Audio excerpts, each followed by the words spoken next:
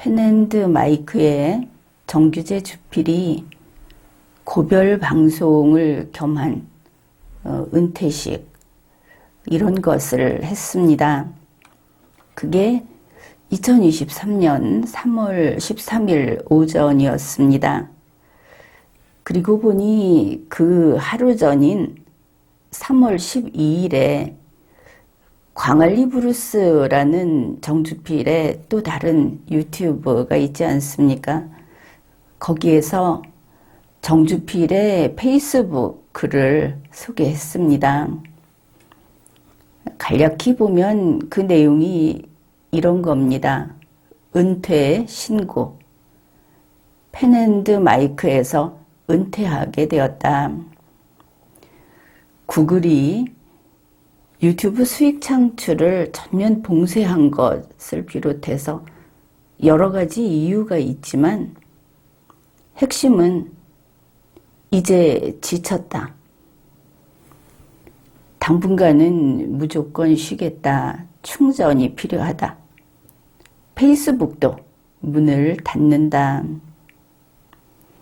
여행도 다니고 책도 읽고 사색도 하는 원래의 정규제로 돌아간다. 이런 좀 더 긴 글을 소개했습니다. 그리고 다음 날 정규재 주필이 고별 방송을 합니다. 듣다 보니 참 어이가 없는, 그래서 여러분 중에 정규재 주필을 아끼던 그 방송을 즐겨 보던 분들은 가슴이 답답했을 것 같습니다. 그의 이야기가 이런 겁니다. 보수의 중심 세력인 아스팔트에게서 버림을 받았다. 그러고 보면 정규재 주필에 대해서 이런저런 이야기들 많이 나돌고 있었습니다. 결국 이런 겁니다. 윤석열을 지지하지 않으면 보수가 아니다. 아스팔트 보수 계층에서 하는 말이 이겁니다. 그래서 정규재는 좌파 빨갱이다. 펜앤드마이크는 앞으로 살아남고 싶으면 먼저 그 이념 정체성부터 밝혀라. 이런 이야기가 곳곳에서 나오고 있었습니다. 정규재 주필 이야기가 또 이겁니다. 펜앤드마이크의 그 주요 지지자들, 이런 사람들이 용비어 청가를 부른다. 결국 정규재 당신도 용비어 청가를 불러라. 이런 요구가 있었다 하는 뜻이 되겠습니다. 심지어 그 고별 방송을 하는 그 유튜브 댓글창에 그 순간에도 별의별 공격이라든지 이런 게 있었고, 정규재 주필 스스로 이렇게 말을 했습니다. 여기 댓글창에 온 사람들 욕하기 위해서 와 있다. 그래도 이게 보수 세계라고 하는데 어찌 그런 일들이 벌어지는가 싶었습니다. 정규재 주필은 지금의 자기 자신은 이제 한국에 맞지 않는 기자로 됐다. 사실은 보수에 맞지 않는 그런 사람이 됐다. 이런 뜻이 되겠습니다. 그런데 어느 쪽이 바뀌었는지 모르겠다. 이렇게 뒤에 말을 붙였습니다. 그러니 이 보수라고 하는 마당이 바뀐 것인지, 정규재 기자라는 사람이 바뀐 것인지, 어느 쪽이 바뀌었겠습니까? 어쨌든 여기까지 보면 정규재 주필이 이제 더는 펜앤드 마이크에서 방송을 할 수 없는 지경이 됐다. 그것을 알 수 있습니다.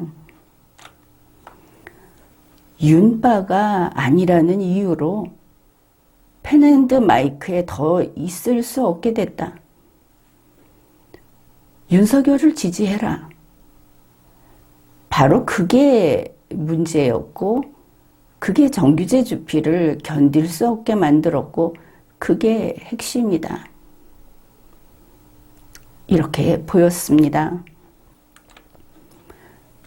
그는 지금까지 애국자들이었던 이 보수 애국자들이 지금은 개딸들하고 똑같다. 이렇게 말을 했습니다. 지금 유튜브 세계를 뭐라고 하느냐 하면은 유튜브가 이제는 저질이 돼버렸고, 저질 짓을 하지 않는 유튜브는 아예 안 본다. 너무 심각하게 저질이 됐다고 했습니다.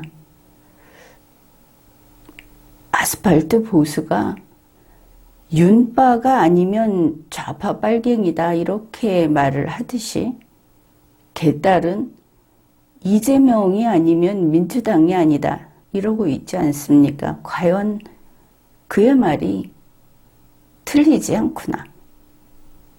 그렇게 생각이 듭니다. 정규재 주필은 물론 간간히 건강이 안 좋다, 몸이 안 좋다, 마음이 안 좋으니 건강이 안 좋을 수도 있을 겁니다. 그러나 고별방송을 하는 그의 모습을 보기에 건강은 문제가 아니고 마음이 문제구나, 그렇게 보였습니다. 바로 그 방송을 할 때 옆에 댓글창에서 말이 느리다, 이렇게 말이 느리다고 공격을 했습니다. 지적을 했습니다. 그런데 그때 정규재 주필이 이렇게 말을 했습니다. 그러게 말을 빨리 해야 하는데 내가 지금 결국은 늙어서 말이 빨리 안 나온다. 나도 예전에는 말을 빨리 하는 사람이었다. 참 딱한 정경이었는데, 그래서 그 진행을 하던 기자가 아니 생각을 해가면서 이야기를 하다 보면 말이 느려지는 거 아닙니까? 이러니까 정주필은 마치 자학을 하듯이 생각을 하면 빨리빨리 생각을 해서 말을 빨리 해야 하는데 이게 머리가 빨리 안 돌아가니까 이제 말도 빨리 안 나온다. 사실 이 부분은 좀 억지를 부리고 때를 쓰는 것처럼도 보였습니다. 정규재 주필은 머리카락만 하얗지 아직 새파란 정규재 아닙니까? 그런데 마치 노인들이 공격을 피하려고 약한 소리 하듯이 이런 이야기까지 했고, 이 고별방송을 한다고 하는데 거기 와서 이런저런 결국은 사람 자체를 상처내는 그런 댓글을 쓰는 사람들을 보면서 딱하다 싶었습니다. 근래에 펜앤드 마이크는 수익 창출이 정지됐다고 합니다. 정규재 주필이 도저히 납득이 가지 않는다고 하면서 한 이야기가 이겁니다. 거기서 이제 방송 코너를 담당하는 박석순 교수가 있는데 이 펜앤드 마이크에 나올 때도 있고 그의 개인 유튜브 채널에서 방송을 할 때도 있는데 내용이 똑같다고 하지 않습니까? 가령 내용이 똑같은 것이 있을 때도 그 개인 채널에서 할 때는 더 말을 세게 이렇게 해도 광고가 잘 나오는데 펜앤드마이크에 박석순이라는 그 영상이 딱 걸리면 바로 노딱이 된다. 수익 창출이 금지된다. 이제 이것을 보고서 정주필은 그러니까 이거는 구글이 펜앤드마이크를 딱 찍어놓고 공격을 하는 거다. 구글 코리아에 문제가 있다. 이렇게 말을 했습니다. 이것은 이미 공지의 사실입니다. 이 정치 시사를 하는 유튜브에게는 공지의 사실인데 이게 리걸마인드 연구소도 똑같습니다. 펜앤드마이크하고 똑같은 처지가 바로 우리 리걸마인드 연구소 채널이다. 그래서 여러분이 쭉 지켜보고 있듯이 지난해부터 이 카메라 초점이 왔다 갔다 하지 않습니까? 정규재 주필은 지금 무조건 쉬겠다고 하면서 앞으로 그러면 어떻게 할 거냐, 정말 쉴 거냐, 이런 그 별의별 질문이 다 나왔는데 거기에 대해서 간략하게 이렇게 답변을 했습니다. 개인 채널 운영할 생각 지금은 없다. 한국 경제로 돌아갈 생각 없다. 물론 갈 수 있느냐 없느냐를 구분하지 않고 하는 이야기입니다. 그러면 또 총선 나갈 거냐 이러니까 총선 준비하러 가는 거 아니다. 안 간다. 그러면서 하는 말이 지금 이렇게 무조건 떠나지만 나중에라도 펜앤드마이크의 그 경영진으로 복귀할 거냐. 그러니까 그것도 안 한다. 이랬습니다. 미련이 남지 않느냐 이런 질문을 하니까 정주필이 미련이 왜 없겠느냐. 미련이 많이 남는다. 그랬습니다. 당연히 그렇지 않겠습니까? 심지어 처음 시작했을 때부터 그 많은 일들이 주마등처럼 지나가는 이런 것처럼 보였습니다.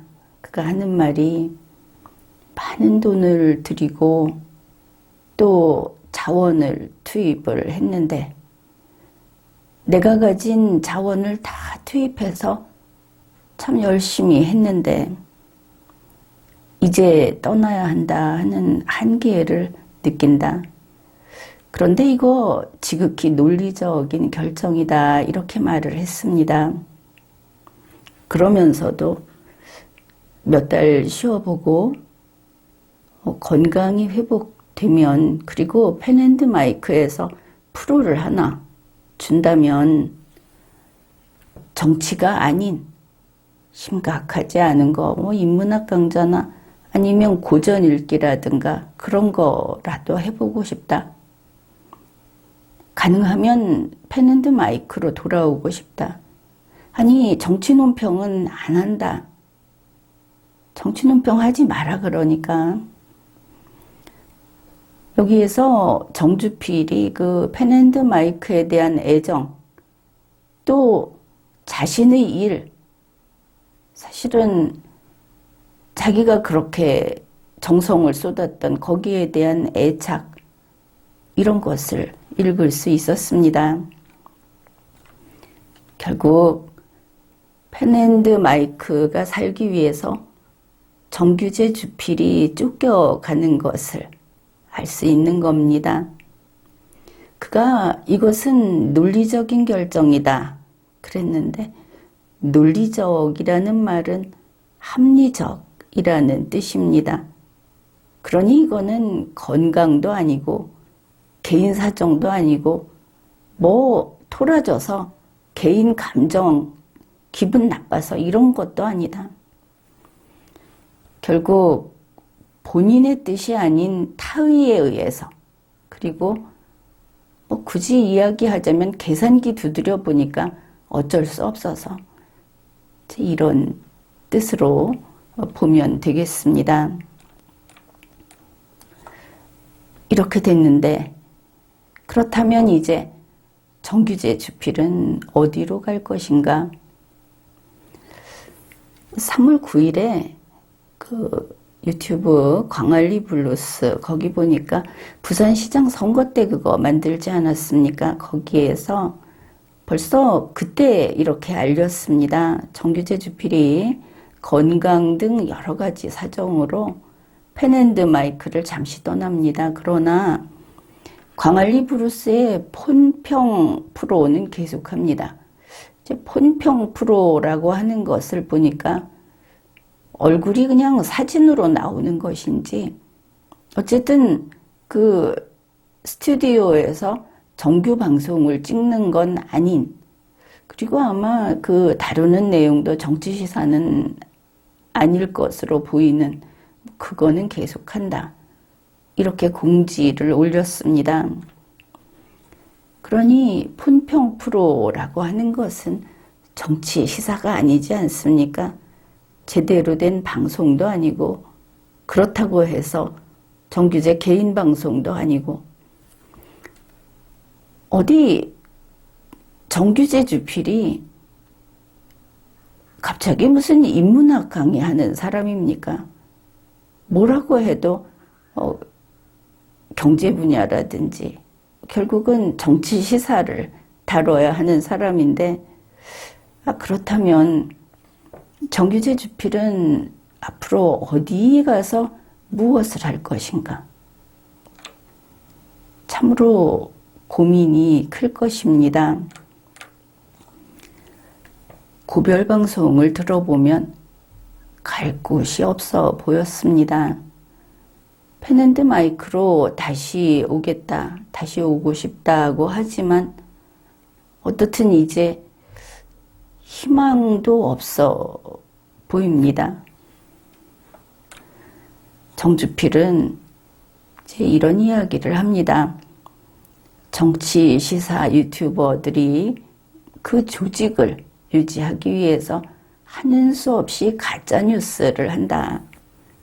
그리고 그 가짜뉴스를 하면 인기가 오르고 결국 돈을 벌고 조직을 유지할 수 있게 된다. 이런 말을 했습니다. 예를 들면 융비호청가를 부르는 것도 될 것입니다. 그런데 여기에서 정주필의 이야기가 다 옳다고는 할 수 없는 것이, 지금 한국에서 진짜 문제는 저 우중이 가짜를 의심 없이 진짜라고 믿고 있는, 사실은 그 수준이라는 것, 이게 절망적인 현실입니다. 게다가 이번 펜앤드마이크 사태, 이거는 이렇게 판단을 했습니다. 윤빠의 보수 대통합을 위해서 정규제를 죽인 거다. 펜앤드마이크 같은 아주 희소한, 이제 정말 보수 쪽에서 윤석열을 비판하는 소리를 내는 곳은 희소하다고 할 수 있는 이 잔류 보수 유튜버를 길들이기 위해서 이런 짓을 하는 거다. 그렇게 보았습니다. 정규제 주필이 떠나면 펜앤드마이크에 돈 좀 들어올 겁니다. 그러나 최소 운영비 정도 올 겁니다. 여기가 인기가 있고 장사가 잘 되면 또 다른 생각할 테니까, 소위 영모를 꾸밀 테니까. 그래서 그런지 펜앤드마이크 회원들도 이 회사를 위해서 정규제 주필 나오지 말라 하는 반응인 것입니다. 정치 시사에서 손을 떼라. 정치 시사하지 마라. 그런데 아스팔트 보수 여러분, 한번 이야기를 해봅시다. 정규제 주필 말에 따르면 아스팔트 보수가 보수의 중심 세력 아닙니까? 혹자는 행동하는 보수라고도 합니다. 그런 아스팔트 보수 여러분은 누구인가? 일단 여러분은 친박근혜 대통령이었습니다. 정규제 주필은 자타가 공인하는 친박입니다. 그러면 이번 사태는 무엇이냐? 친박이 친박을 죽인 겁니다. 자꾸 죽이네 살리네 해서 그런데 여러분은 이해할 것으로 믿습니다. 정치 시사 용어입니다. 그래, 이런 짓을 저지른 오늘의 아스팔트 보수, 그들은 누구냐? 당연히 친윤석열 대통령의 대중들입니다. 이제 바꿔서 질문을 하겠습니다. 친윤이면 보수인가? 보수가 지키고자 하는 것은 대한민국의 정통성이고 대한민국의 헌정사입니다. 대한민국 헌정사 속에 굽이굽이 지나오면서 기록되어 있는 바로 이 역사성, 이것을 지키고자 하는 겁니다. 그러나 지금 친윤 대통합, 윤파 대통합이라고 하는 그것은 이 우리가 지키고자 하는 대한민국의 정통성, 대한민국의 헌정사, 대한민국의 이념, 헌법, 그 대부분을 파괴하는 통합입니다. 물론 윤파가 된 아스팔트도 그 대부분을 버린 자들입니다. 그래서 윤파가 된 아스팔트 보수 여러분, 그대들은 이제 보수가 아닌 것입니다. 그런 그대들인데, 그렇다면 보수도 아닌 대한민국의 정통성도 버린 그대들은 이제 존재하지 않아도 좋은 것이 아니겠습니까? 결국 이번 사태를 보면서 이렇게 말을 할 수 있습니다. 윤파로서 보수의 근거지를 지금까지 쑥대밭으로 만들어 온 아스팔트는 결국은 자살 특공대였다. 현재 보수 유튜버들은 싸그리 윤비어천가를 부르고 있습니다. 유튜버가 말 안 들으면 돈 끊고 고소 고발하고 때로는 권력의 끈앞풀이라고 하면서 힘으로 눌러서 보수가 지금까지 그것을 지키기 위해서 싸워왔던 이념도 버리고 그러한 이슈를 다 내던져 버렸습니다. 그러니 어떻습니까? 원래 좌파에서 왔던 사람들 중에 돈에 궁하고 감옥 가기 두려운 사람들은 자기가 떠나왔던 좌파 소굴로 되돌아갔지 않습니까? 헌데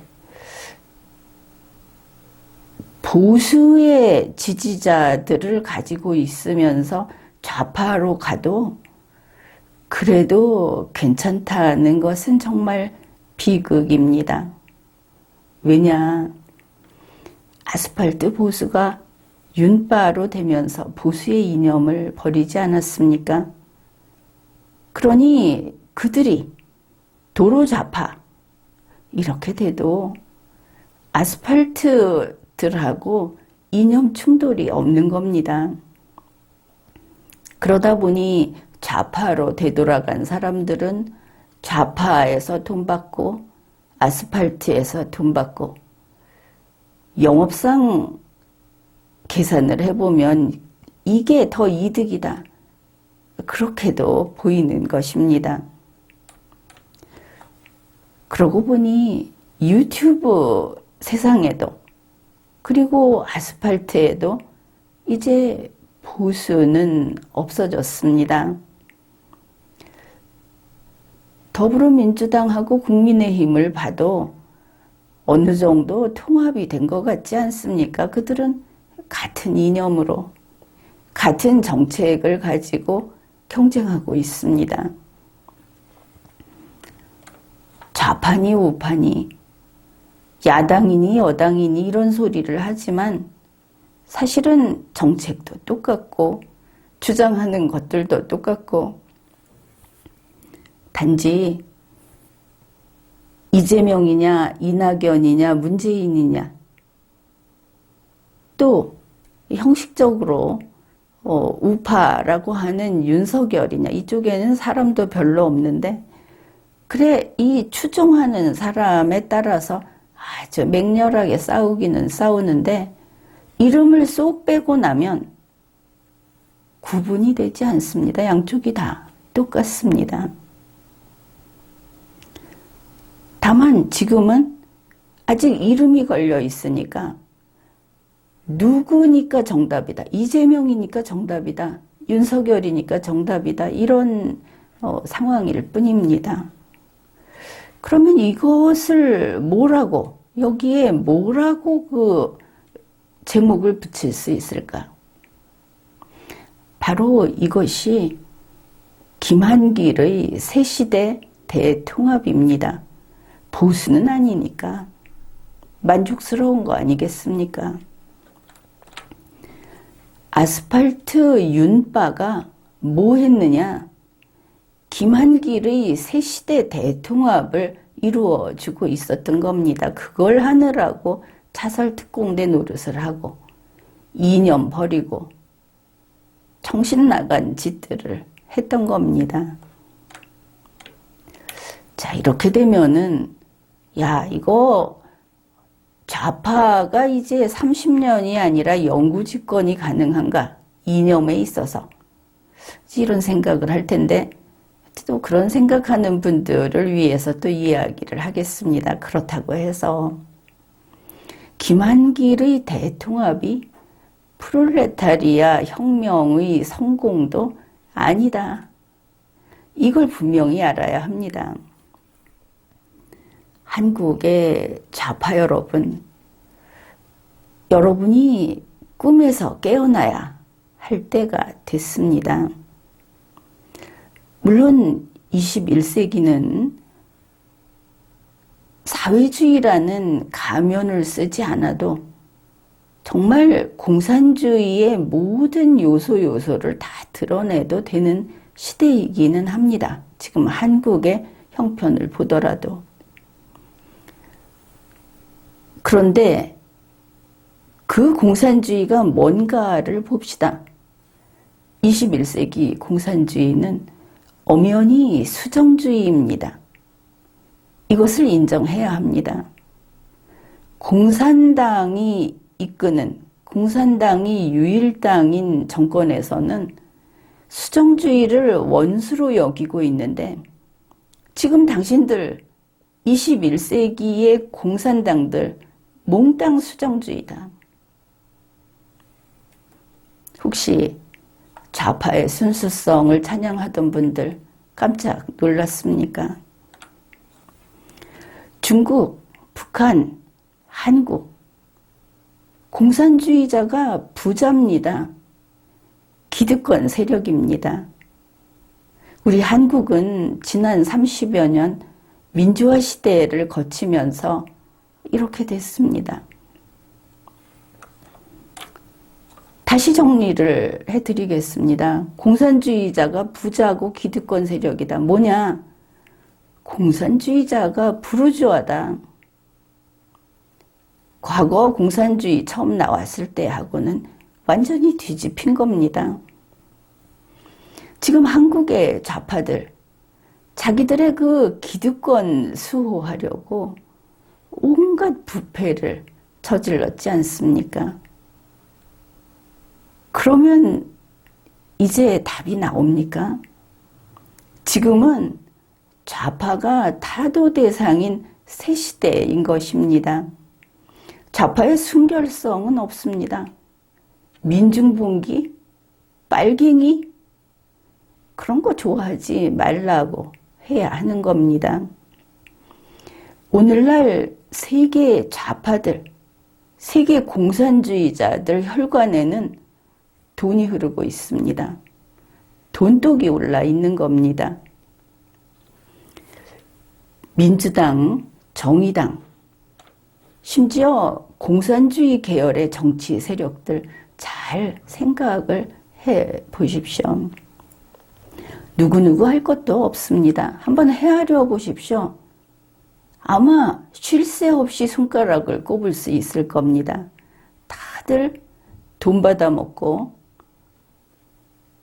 권력 남용하고 성범죄 저지르고 부정입학에 가짜 학위에 군복무 빼먹고 편법, 불법으로 떼돈 벌고 이게 적대 세력이지. 그러면은 이런 짓하고 돈 받아 먹고 자살하면 아름다운 겁니까? 그게 혁명 정신인 겁니까? 그건 아니라고 하겠습니다. 그냥 돈 받아 먹은 사람일 뿐입니다. 아니, 오히려 그게 혁명 정신을 더럽힌 것이지 추앙할 일입니까?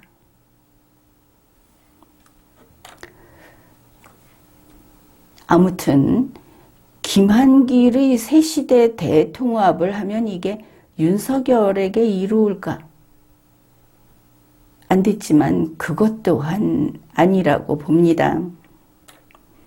그런 이념 없는 아스팔트, 이념이 없으면 그때 남는 것은 이해타산 뿐입니다. 돈에 팔려가기 쉽다 하는 뜻입니다.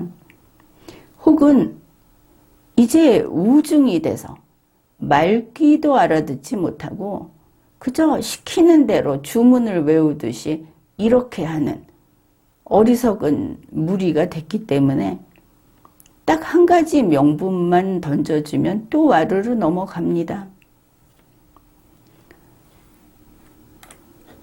선거란 어차피 지금 초록이 동색인 이념도 없는 그런 자들끼리라고 하더라도 결국은 기호 1번, 2번 싸워야 하지 않겠습니까?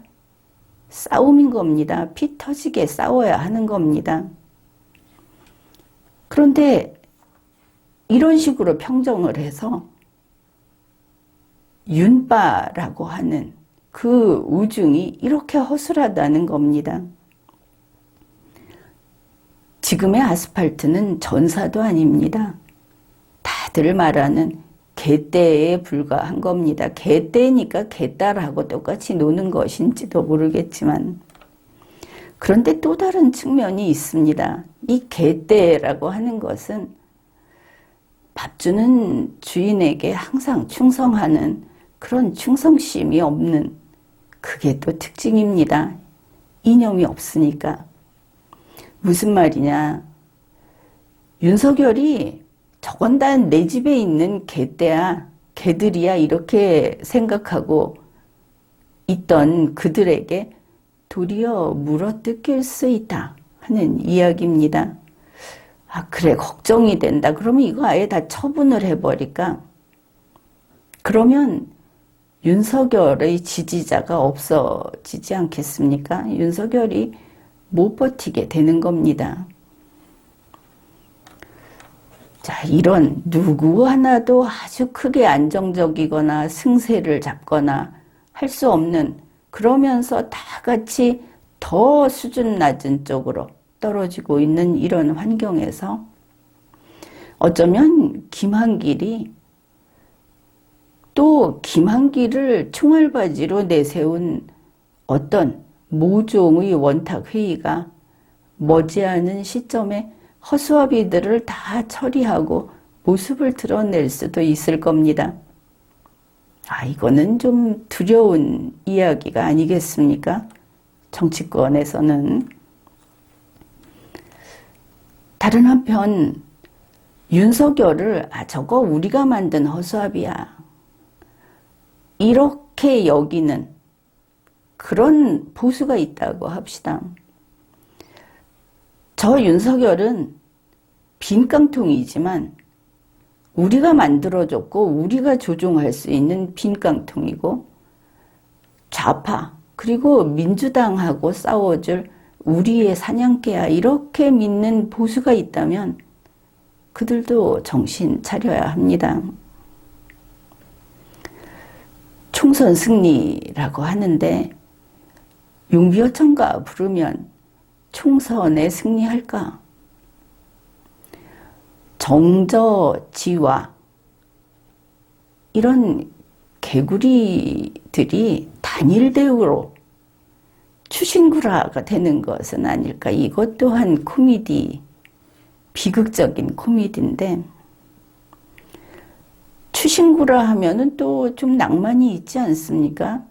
그들에게는 목숨을 바친 일이긴 하지만 지금의 우리로서는 바다 건너 일이니까, 옛날 일이니까.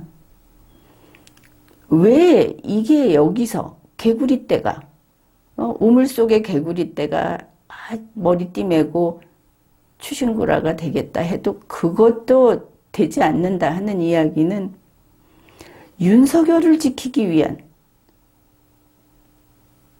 그런데 그 더 나쁜 것은 그 뒤에 있는 문재인을 지키기 위한 추신구라가 된다고 하면 비극 중에 비극이다 할 수 있을 겁니다. 정규재 주필의 저 어쩌면 허탈하고 또 좀 비참하기까지 한 그 뒷모습을 보면서 이런 생각을 해봤습니다. 당신들이 해놓은 일이 이거다.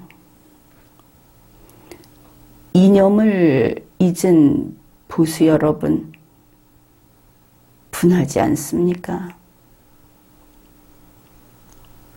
지금까지 리걸마인드 연구소였습니다.